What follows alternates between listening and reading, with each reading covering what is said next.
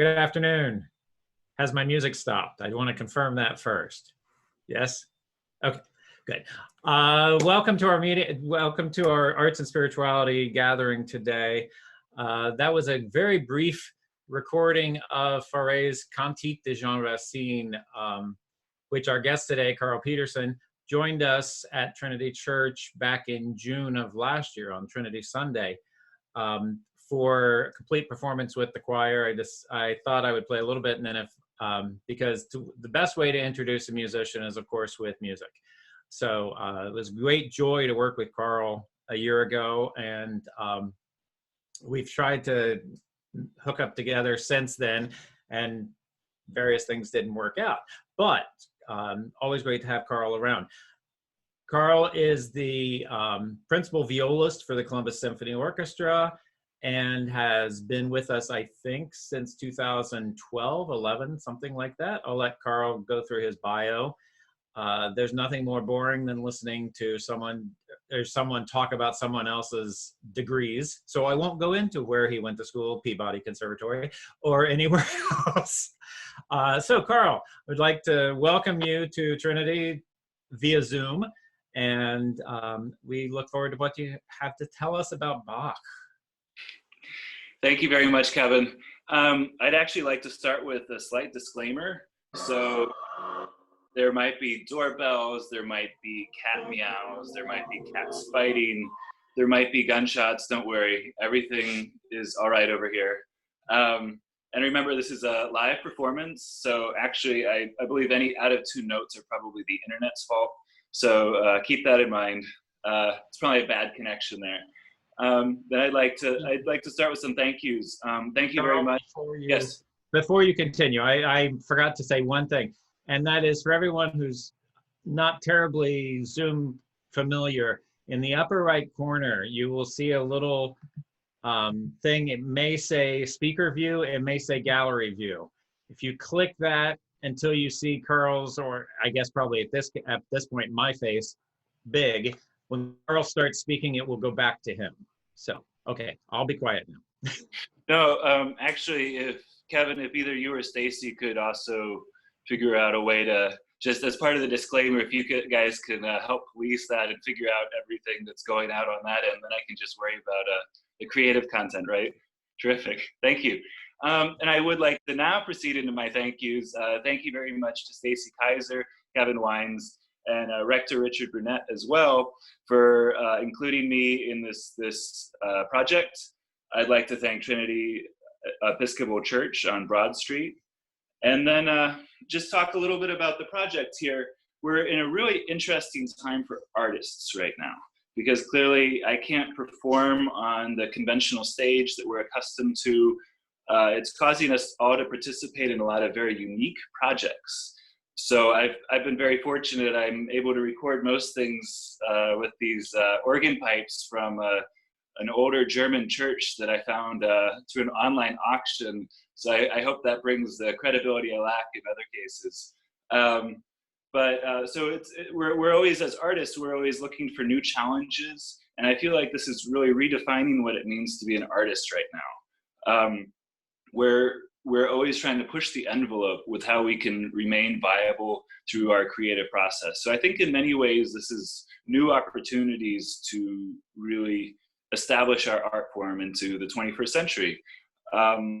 So Pablo Casals would often wake up and play a few movements of Bach cello, a few movements of the Bach cello suites. These days, I'm more likely to wake up and paint the kitchen, which is also more of a sign of the current times that we live in right now. A little bit about myself. So I grew up in Kansas City, went to college at University of Iowa, and then for my master's at Peabody Conservatory at Johns Hopkins. From there, I went on to play with the New World Symphony under Michael Tilson Thomas in Miami Beach for a few years. That was my winter gig, and then my summer gig, I was principal violist with the Breckenridge Music Festival. So I rarely saw bad weather for 3 years. I was very fortunate. Now I'm in Ohio, and I've been very lucky to be the principal violist here since the fall of 2011. And it's been a real joy, as someone who never thought they'd end up in Ohio, to be here and to be exploring all of the beautiful, unique opportunities that it has to offer. As a side note, as a Missourian, I can be somewhat frustrated that we're all considered Midwesterners, because I consider this the Mid-East, and Missouri central at best, but certainly more west than Ohio. But so on to Bach, who's much more interesting. He was born in 1685 in Germany. He had 20 children, which many people find very interesting, but only 10 lived to adulthood. During the time that he wrote the 6 cello suites, he was actually the chief composer for the court of Leopold, who was the prince and ruler of Cothen at that point. And he was a Calvinist. So that's relevant because it allowed little, if any, instrumental music to be performed during their church services. And Bach, who is a deeply devout man, was then trying to find more ways to implement Christian-based music into his secular compositions. And this is mostly between 1717 and 1723. And during this time, he composed the violin unaccompanied partitas and sonatas, as well as the 6 cello suites, which have then been transcribed to the viola, which is how I'll be performing them. As well, he also wrote the 6 Brandenburg suites. So it became very, very interesting because he was using this number 6 quite a bit.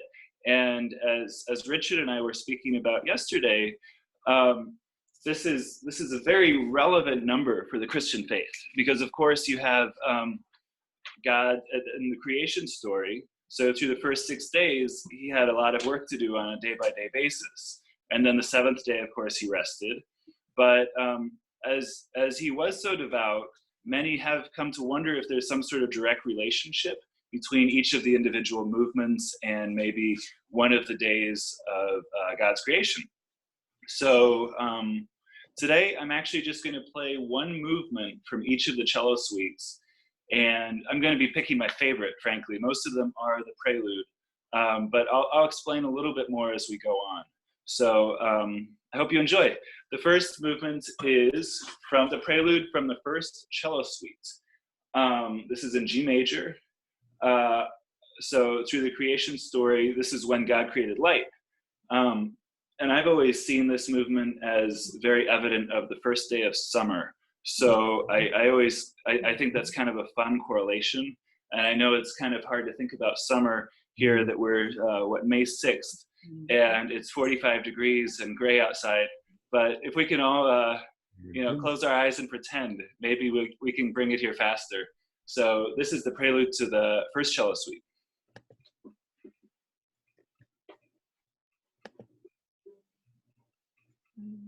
What is this thing?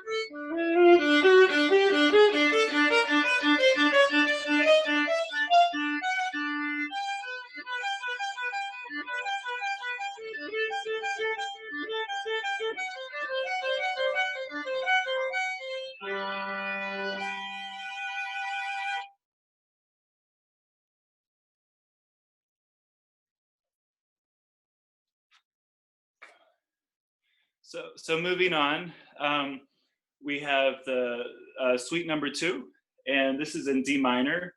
So through the creation story, we're on day 2, and atmosphere. This is what we're thinking. And so for me to figure out how this is somewhat directly relative, I think more. So this is minor. This is very sad. I've played this movement in particular through the COVID times right now, because I think it's something that's very moving and very powerful. So I wonder if we can think about like noxious gases, something like that, of that nature, something more, not just the oxygen and the things that we need, but things that can also potentially do us harm. So this is the prelude from the second cello suite.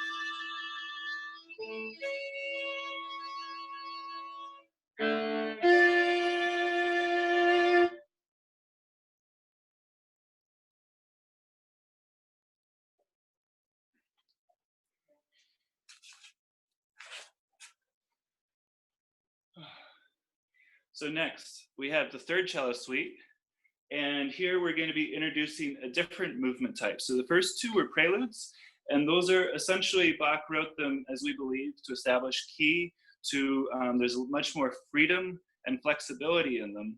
And then going forward, so when Bach wrote these 1720-ish, he was already at that point evoking a much older style of music here.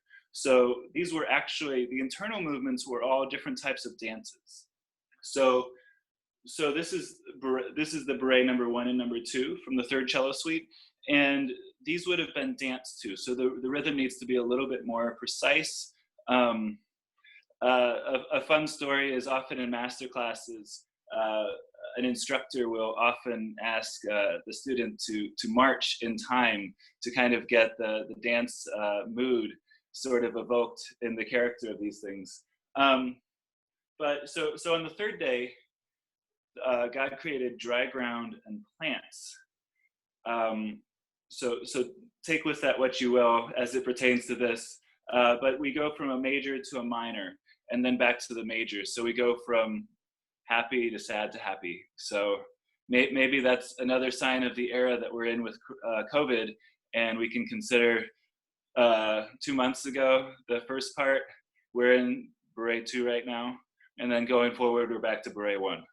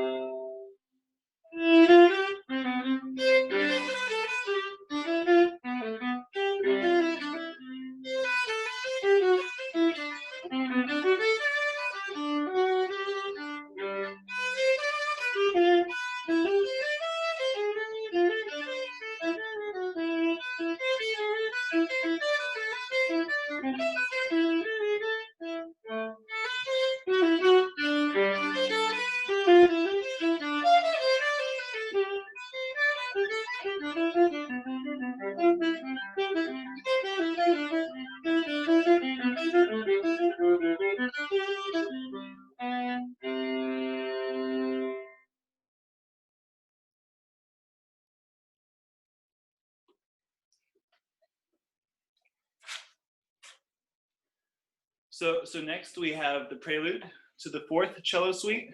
This is an E flat major, and this is within the creation story, the fourth day. So we're at the sun, the moon, and the stars.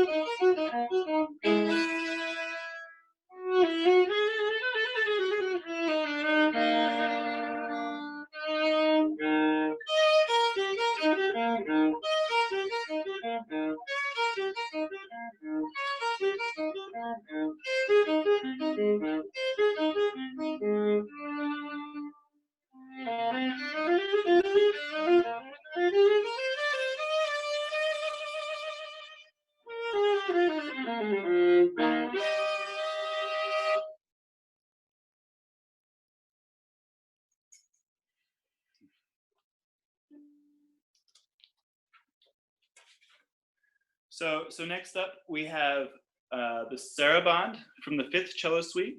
This is in C minor. One of the more notable parts of the Fifth Cello Suite is actually it was written scordatura.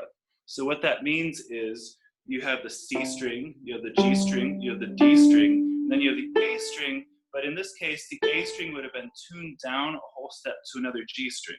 So it would have sounded like that. I have to remember where my notes are. But so it would have sounded like that. And the goal was to add really increased resonance across the instrument. Today, I will not be doing that because I would hate to have to force you all to listen to me retuning my instrument. So instead, we'll do this in the standard tuning.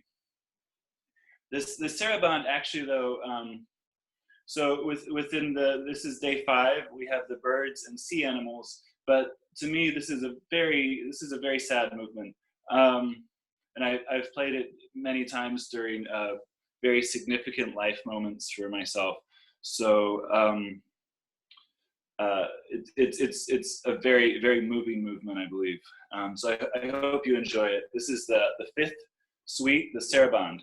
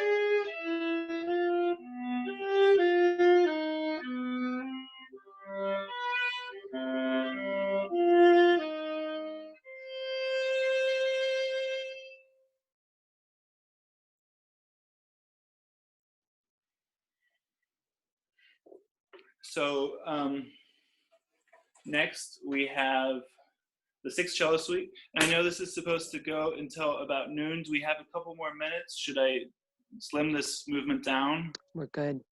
Okay, Yeah, terrific. carry on.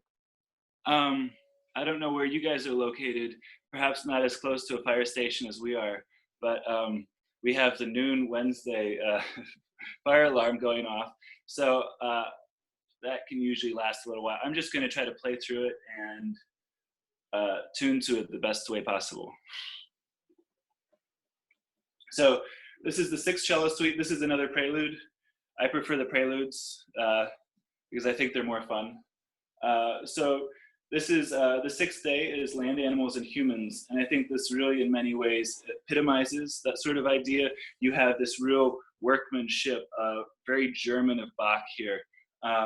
But to me, this sounds a lot like the scurrying around of land, animals, and humans. It's in D major. I hope you enjoy it.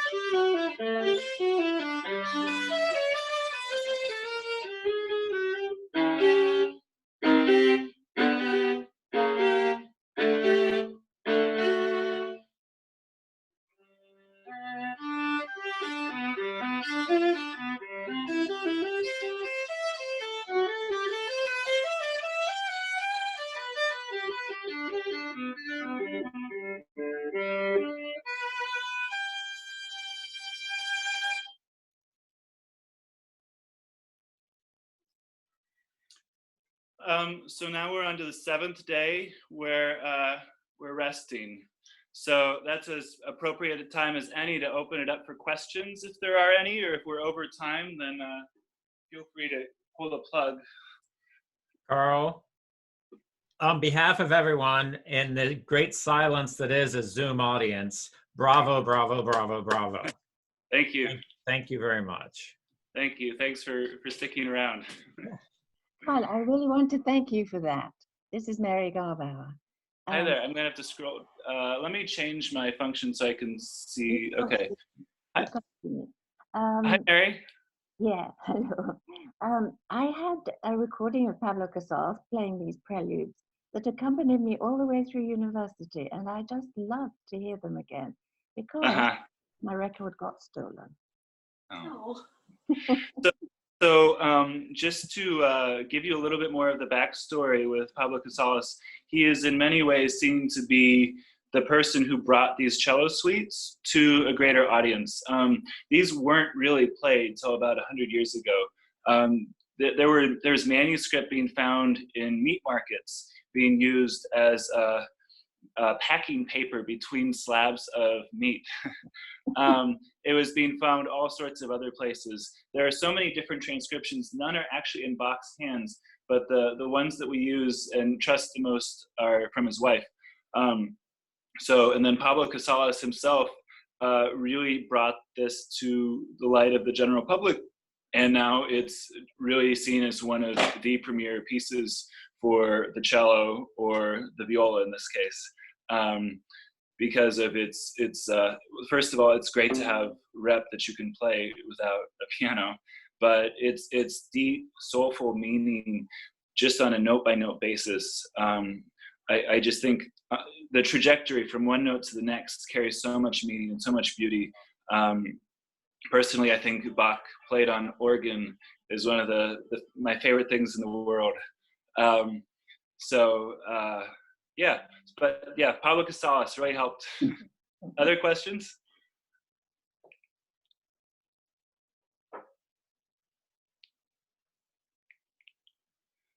I think some people are muted right now. I think Dick has one. No, Okay. I was just pointing to my lips saying everyone's muted. I thought maybe he was anybody eating. who wants to speak needs to unmute. That's the thing I'm thinking here. A lot of people. Or maybe, is it appropriate for Stacy to unmute everybody right now? Or maybe people raise their hands, or I don't know, how does this normally work? All Yeah. right, this is New Jersey. You probably can't see us because we're looking at a lovely picture in our little square of our crown molding. So, but anyway, my question is, second to Bach, who is your favorite composer to play viola music or cello music? Second to Bach, I'm trying to figure, I'm not, hold on, switch to active speaker. Okay, Richard, did you ask this question? No, that was Fred Butler, but we sound alike because he's my first cousin once removed. I see, okay. That's true, that's Terrific. true. All sound the same. Second to Bach, Brahms is a big favorite. So Brahms, Bartók, Beethoven. I know Bartók isn't often seen within the other Bs, but for the viola, there's really two main viola concertos that have been written, because it's only been within the last 100 years or so, 60 years or so, that people have really seen the viola as a virtuosic instrument. So Hindemith and Bartók both wrote, Hindemith, Richard's a big fan of his. They both wrote exceptional viola concertos. Bartók's was published after his death, with his top pupil doing the actual final rendition. So then there's a little bit of debate there. Mozart wrote Sinfonia Concertante for violin and viola, but within the classical repertoire, that's really the first and only representation of the viola. So, but chamber music wise, Mozart and Brahms probably wrote the best for the viola, and they really seem to love the viola the most as the middle instrument. And Mozart and Brahms would both often play viola with their chamber ensembles. Mhm. The inner voicing, so as a former violinist, you know, it's very fun to play nothing but melody, but when you switch to the viola, you realize you're going from being the showboat to really trying to cultivate the communication between the violins, the cellos, other instruments as well. And you realize that there's so much more chocolatey, soulful passion on the C string that the E string on the violin can never encapsulate. So, and you'll find that many violists are former violinists. The violin is a good place to develop technique and leadership as a younger player, but then as you mature, you decide you want to find greater meaning in life. Thank you. In basketball, you'd be considered Magic Johnson. Right. Holding, passed. holding the whole thing together with the assists and the playmaking. Thank you. Karl, Paula Baptiste Floyd wrote in our comments, beautiful job, Karl. Oh, terrific. Thanks, Paula. And we have time for one more question before we wrap up. Is there? Actually, well, since Paula, that's actually my mother-in-law, so I'd like to thank her for joining us. And my parents, Deborah Ostwald and Edward Pedersen, joined us as well, I believe. So there's Paula. So I'd like to thank them in particular. Thank you, everyone who joined us, but I wanted to give a special shout out to them as well. So one more question. Yeah. Send our love to Fontaine, and you're expecting your first child in July. God bless you all. Thank you. We're very excited.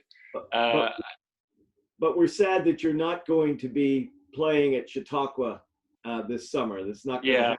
But next year we'll all see you in Chautauqua, maybe. I omitted that from my bio, but I'm acting assistant principal violist there, but they just canceled all person-to-person contact. So we're trying to figure out what the next step is there right now. So we'll see. But Great. Any other questions? Okay. Thank you so much, Karl. This has been amazing. And yes, round of applause. We can all applause for you now in mute and unmute. And next week, Mary Gobauer, who lost her Bach CD, will be presenting on engaging with art in museums. So she'll be joining us then, and we're thrilled about that. So thank you so much. And we hope to have you in person at Trinity very soon too, once we're through all of this. I look forward to that. Yeah, it'll be nice to get back to normal life, right? Absolutely. Sometimes. Normal life. Yeah. Great. Well, thank you. I appreciate you spending time on your Wednesday afternoon. Absolutely. Thank you to everyone for being here. Bye-bye. Bye. Bye-bye.